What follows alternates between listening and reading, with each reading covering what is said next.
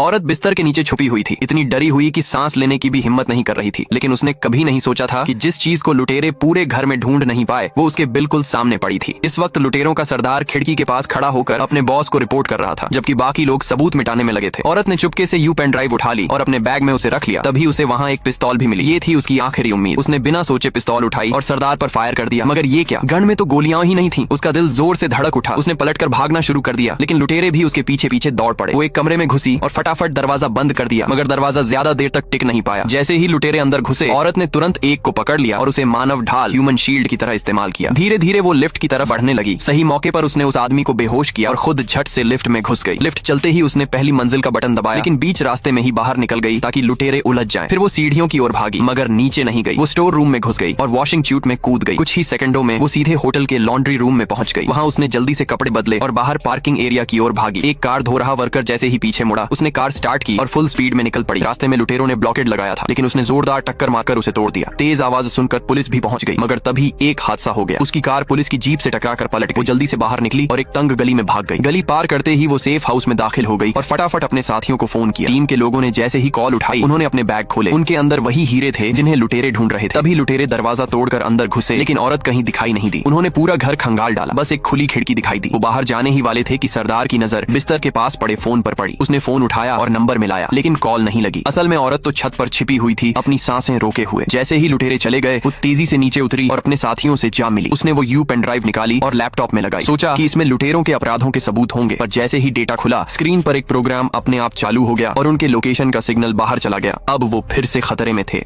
शिकार करते समय एक महिला गलती से दलदल में गिर जाती है। उसका शरीर तेजी से नीचे धंसने लगता है और लगता है कि अब यहीं उसकी मौत हो जाएगी। इसी जानलेवा पल में शिया हुआ अपने साथ रखी कुल्हाड़ी उठाती है, सामने दो शाखाओं में फंसे पेड़ के कांटे को निशाना बनाकर पूरी ताकत से फेंक देती है। किस्मत अच्छी थी, कुल्हाड़ी पेड़ की शाखा में अटक जाती है। यह देखकर शिया हुआ के अंदर जीने की उम्मीद जाग उठती है। लगातार 365 दिनों की मेहनत के बाद वह किसी तरह दलदल से निकलकर किनारे पहुंच जाती है, लेकिन आदिम जंगल में होने के कारण वह जानती थी कि खतरा अभी टला नहीं है। जरा भी देर किए बिना आगे बढ़ना जरूरी था। जंगल से बाहर निकलने के लिए उसे पर्याप्त भोजन जुटाना होगा। एक कमजोर महिला होने के नाते उसे अपनी सुरक्षा खुद ही करनी थी। इसी दौरान सामने भालू दिखाई देता है, जो शिया हुआ का ध्यान अपनी ओर खींच लेता है। हैरानी की बात यह थी कि वह भागने के बजाय उसे अपना शिकार बनाने की सोचती है, लेकिन तभी धनुष की डोरी अचानक टूट जाती है। तेज आवाज सुनकर भालू चौकन्ना हो जाता है और उसकी ओर बढ़ता है। डरी हुई शिया हुआ छिपते हुए जल्दी जल्दी धनुष की मरम्मत करने लगती है, मगर उसे यह अंदाजा नहीं था कि जंगल से वाकिफ भालू दूसरी ओर से घूमकर चुपचाप पास आ चुका है। जब शिया हुआ भालू का निवाला बनने ही वाली थी, तभी अचानक एक हस्की कुत्ता आ जाता है और भालू का ध्यान भटकाकर उसे दूर ले जाता है। यह देखकर शिया हुआ फौरन धनुष ठीक करती है और कुत्ते को बचाने के लिए नीचे कूद पड़ती है। लेकिन जैसे ही वह नीचे पहुंचती है, देखती है कि भालू उसी की ओर दौड़ता चला आ रहा है। धनुष बाण अब किसी काम का नहीं रहता। घबराकर शिया हुआ हथियार फेंक देती है और जान बचाकर दौड़ पड़ती है, लेकिन दो टांगे चार टांगों का मुकाबला नहीं कर पाती। एन वक्त पर वह पानी में जोरदार छलांग लगा देती है और पास की एक गुफा से निकल जाती है। आज का खाना आंखों के सामने देखकर भालू बौखला जाता है और उस पर हमला कर देता है। इस भयानक दृश्य से शिया हुआ बुरी तरह डर जाती है। खुशकिस्मती से ऊपर की टहनियां मजबूत थी और किसी तरह भालू के हमले को रोक लेती हैं। करीब 2.5 मिनट तक भालू छत तोड़ नहीं पाता। आखिरकार निराश होकर वह गुआंग घटो चियांग को ढूंढने चला जाता है। भालू के जाते ही शिया हुआ तेजी से शरणार्थी शिविर की ओर भाग जाती है। उस दिन के बाद उसने कसम खा ली कि दोबारा कभी आदिम जंगल में खेलने नहीं जाएगी।